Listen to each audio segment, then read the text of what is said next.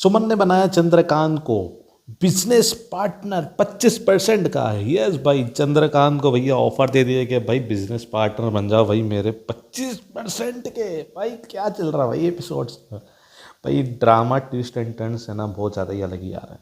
तो अभी अपन बात कर रहे हैं भाई सुमन इंदौरी के भाई एपिसोड नंबर 73 की, जो कि 14 नवंबर को आज रात को आप देखने वाले हैं कलर्स टीवी पे। तो भैया शुरुआत कैसे होती है अपन इसकी बात करते हैं, टिप्पणियाँ डालते हैं कि भाई एपिसोड की शुरुआत कैसे होती है। तो सुमन ने बोला भैया पहले तो भैया मैंने कोई गलती नहीं की। तो इतने में चंद्रकांत मतलब चंद्रकांत छोड़ो, देविका बोलती है अरे पापा जी इसकी तो इज्जत नहीं, कम से कम अपनी है, अंदर दुकान पे जाकर अंदर बात करते हैं, सबके सामने नहीं करते। तो देविका बाद में बोलती है, अंदर गए चंद्रकांत, देविका बाद में बोलते सुमन से ये मेरा बिजनेस के सामने तुमने अपना ठेला कैसे लगाया, हटाओ इधर से। तो तुम्हारा बिजनेस ये तो पापा जी का है ना, तो मेरा है। तो इतने में बोलते हाँ पापा जी सही बोल रही है। तो इतने में वो डर जाती है देविका इस तरीके से। तो भाई इतने में भाई चंद्रकांत चिल्ला के बोलता है ए इंदौरी इधर आ। तो भैया वो जाते हैं भैया अंदर, और पापा जी कहे भैया का है ये, का है ये। सुमन और देविका और चंद्रकांत के भैया अंदर मीटिंग चल रही है भैया। अकेले वो हैं, जितने भी जो दुकान पे थे सारे को भेज दिया अपना, भैया जाओ किचन में जाओ, बाद में आना भी, जो भी कर्मचारी थे उनके। भैया मीटिंग चल रही है भैया। चंद्रकांत भैया झूठा वचन दिया तूने, झूठा वचन दिया। और भाभी का देवर भैया भारी से देख रहा है, वो कर रहा है और भूमि के सामने होशियारी दिखा रहा था।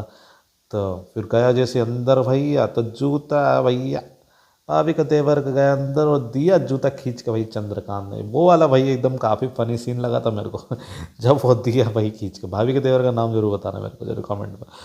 चंद्रकांत भैया आ, चंद्रकांत तूने झूठा वचन दिया है कि नहीं। सुमन जी बोलते नहीं पापा जी नहीं दिया मैंने। तो चंद्रकांत कैसी मक्कार लड़की है, एक तो भैया झूठा वचन दिया और ऊपर से मान भी नहीं रही है। तो सुमन बोलते वचन क्या दिया था मैंने, वो आप याद कीजिए।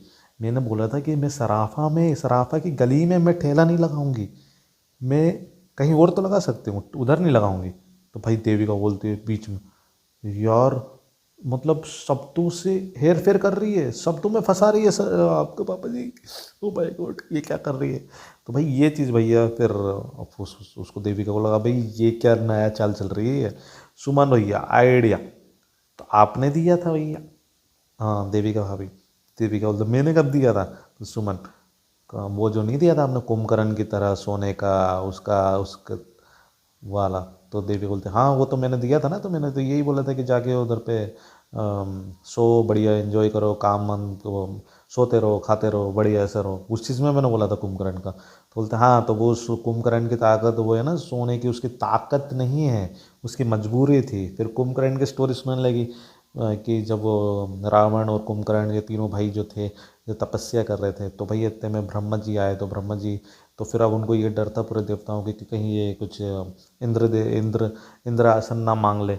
तो इस कारण भैया सरस्वती कुंभकर्ण के मुंह जवान पे जाके बैठी और उसने इंद्र आसन के कुंभकर्ण ने इंद्र आसन की जगह निंद्र आसन मांग लिया, तो वो सोते ही रह गया भाई।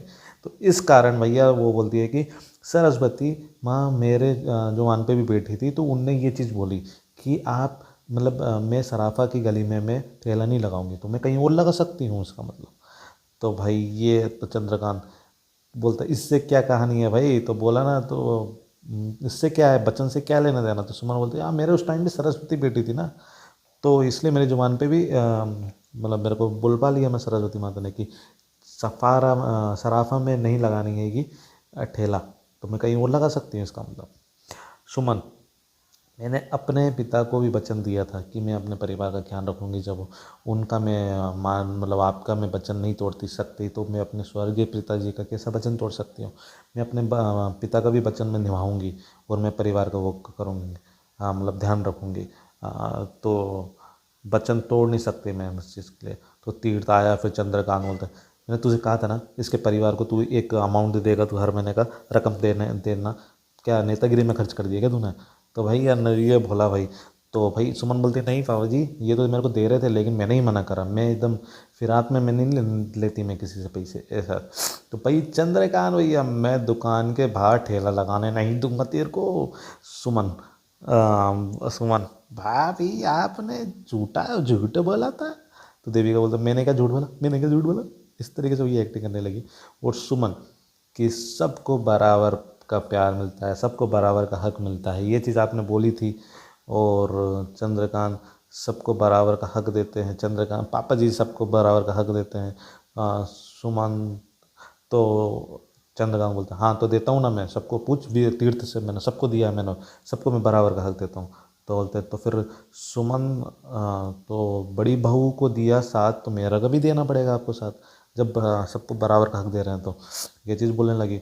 सुमन ने सुनाया पूरा प्लान कि चाट खाने आएंगे जो लोग बाहर, हर चाट की दुकान के बाहर है ना कि मतलब नमकीन की दुकान के बाहर एक चाट का ठेला लगता है, तो जैसे चाट खाने आएंगे लोग बाहर नमकीन भी खरीदेंगे।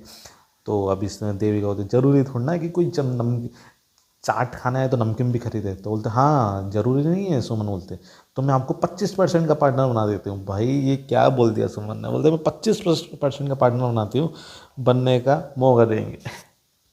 भाई अब ये क्या चीज़ है भाई, तो बोल दिया कि आप मेरा बिजनेस पार्टनर बन जाओ और मैं ना 25% का मैं आपको वो दूँगा। वाह भाई वाह वाह, क्या ही दिमाग चला रहे हो ये सुमन। अब आपको क्या लगता है कमेंट में मेरे को जरूर बताइए कि सुमन की भाई बात मान जाएंगे चंद्रकांत?